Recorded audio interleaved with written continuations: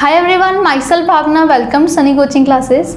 अगर आप B Tech food technology का प्रोग्राम करना चाहते हैं PAU से, पंजाब एग्रीकल्चर यूनिवर्सिटी लुधियाना से, तो मैं आपको बता दूं उसके एप्लीकेशन फॉर्म्स रिलीज़ हो चुके हैं। एग्ज़ाम में अप्लाई करने की जो लास्ट डेट है और क्या नाम है टेस्ट का, कितने नंबर ऑफ़ क्वेश्चंस आएंगे, क्या पैटर्न है, एलिजिबिलिटी क्या है, सीट्स कितनी हैं, तैयारी कैसे करें, तो ये सारा कुछ मैं आपको इसी वीडियो में बता दूंगी। स्टार्ट करते हैं एलिजिबिलिटी से। सबसे पहले तो यह है कि आपने 10+2 करी हो, उसमें आपने फिज़िक्स केमिस्ट्री के साथ मैथ्स पढ़ा हो या बायो पढ़ा हो या एग्रीकल्चर किया हो तो आप अप्लाई कर सकते हैं।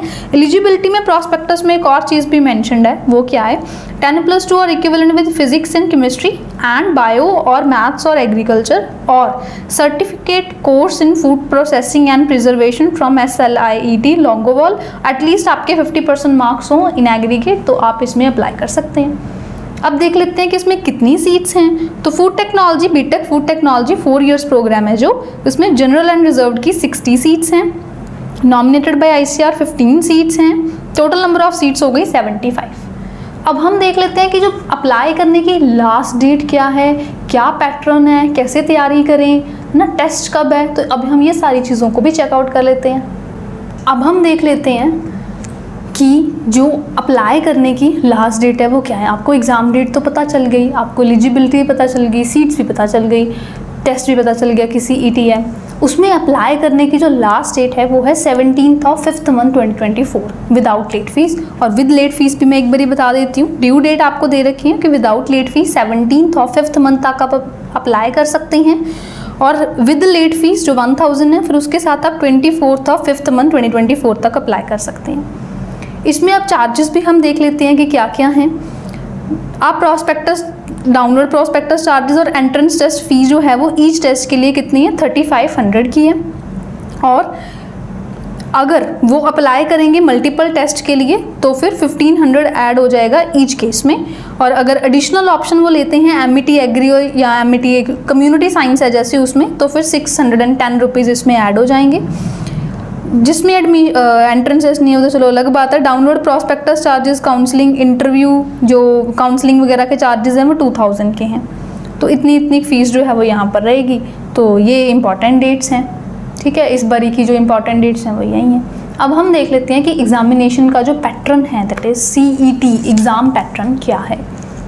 कॉमन एंट्रेंस टेस्ट जो है इसमें फिजिक्स केमिस्ट्री मैथ्स वाले बच्चे भी होंगे, फिजिक्स केमिस्ट्री बायो वाले भी होंगे, that is medical non medical दोनों स्ट्रीम्स वाले होंगे स्टूडेंट्स।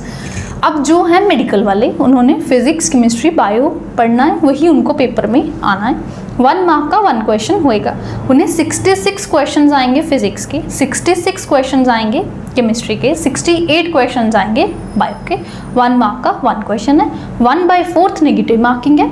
पेपर सिर्फ इंग्लिश मीडियम में ही होगा, मतलब वहाँ पे हिंदी या पंजाबी में नहीं प्रिंटेड होगा, सारा इंग्लिश में ही होगा, ठीक है। फिजिक्स केमिस्ट्री बायो आएगा।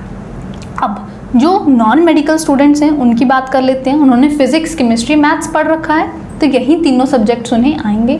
फिजिक्स के 66 क्वेश्चंस, केमिस्ट्री के 66 क्वेश्चंस, 1 मार्क 1 क्वेश्चन, मैथ्स के 34 questions and 1 question will carry 2 marks, ठीक है।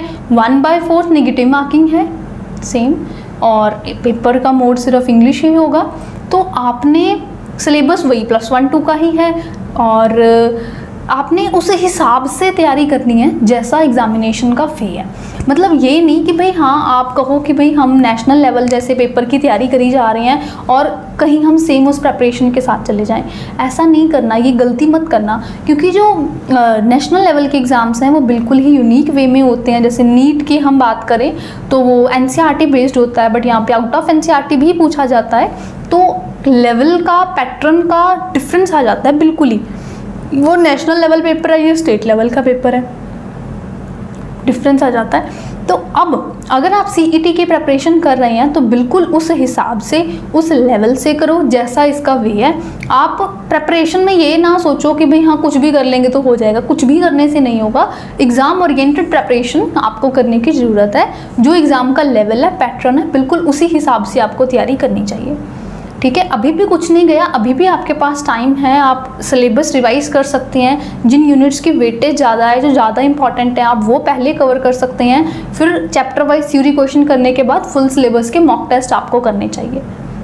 ठीक है, आपको इसी वे में तैयारी करनी चाहिए, फिर आप कह सकते हो कि भाई हाँ हमारा अच्छा रैंक आएगा, फिर आप इस चीज़ को एक्सपेक्ट कर सकते हैं। बिना तैयारी किए हाथ पे हाथ रख के बैठे सोचो कि मेरा तो बहुत अच्छा रैंक आ जाएगा, एडमिशन क्या है ले ही लेंगे, हाँ ऐसे ही ले लेंगे, फिर क्या हो गया, इसकी क्या ज़रूरत है प्रिपरेशन की, तो ये गलती है। फिर बाद में पछताने का कोई फ़ायदा नहीं। कौन सा पेपर साल में 2 बार हो रहा है कि फिर दे देंगे, फिर अगले साल जाना पड़ेगा, हो सकता है आपका ड्रॉप हो जाए इस चक्कर में।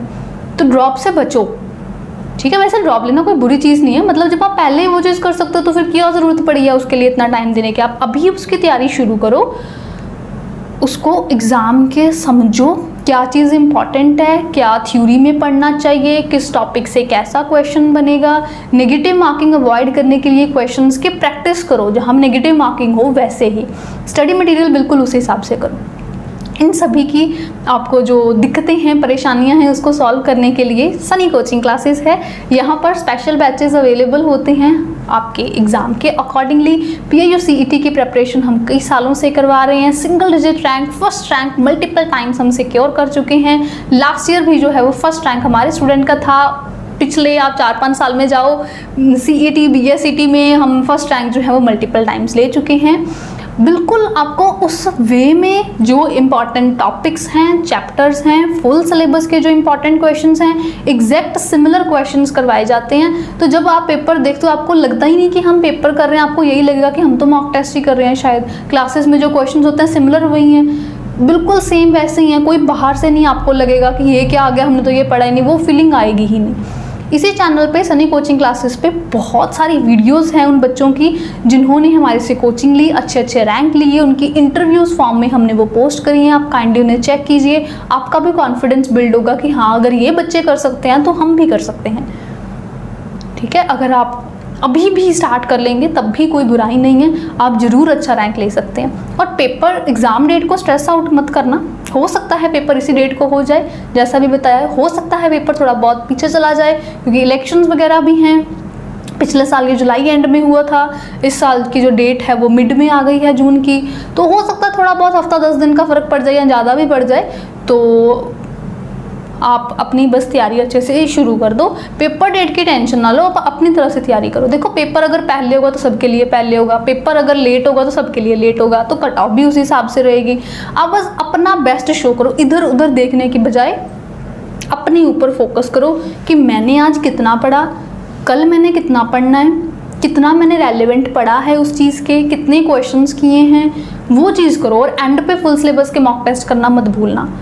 ठीक है, तो हम अपनी क्लासेस में बिल्कुल उसी लेवल पैटर्न से करवाते हैं, रेगुलरली टेस्ट लेते हैं, हर मंडे टेस्ट लेते हैं, पूरा सिलेबस करवाया जाता है। अगर आप अब भी ज्वाइन करेंगे ना तो हम एक्स्ट्रा क्लासेस लेके, अगर मान लो पेपर इस डेट को भी होता है तो बहुत सारी एक्स्ट्रा क्लासेस हम लेके फिर इसको सारा कुछ कवर करवाएंगे। जो इंपॉर्टेंट है बिल्कुल उसी हिसाब से, सेम वही लेवल एंड पैटर्न की आपको अगर तैयारी हो जाएगी तो आपको पेपर मुश्किल लगेगा ही नहीं बिल्कुल भी। ठीक है जी, तो आप इस नंबर पर हमें कॉन्टैक्ट कर सकते हैं और डिटेल्स के लिए, और मिलते हैं होपफुली क्लासेस में। आई होप ये वीडियो हेल्पफुल रही है। और भी कोर्सेज़ की वीडियोस इसी चैनल पे अपलोडेड हैं, आप चेक कर लो। चैनल को सब्सक्राइब करके रखो बिकॉज JNDU के भी जैसे फॉर्म्स आ रहे हैं तो उसकी भी वीडियोस पोस्ट कर रहे हैं, और भी जिनके आई जा रहे हैं तो वैसे वैसे हम पोस्ट करते रहते हैं। कोई भी नोटिफिकेशन आते हैं, जैसे पहले 2 नोटिफिकेशन आए, हमने दोनों के पोस्ट करे थे, तो आप चैनल सब्सक्राइब करके रखो, बेल आइकन को प्रेस करके रखो। मिलते हैं नेक्स्ट वीडियो में, क्लास में। Bye bye, thank you, good luck.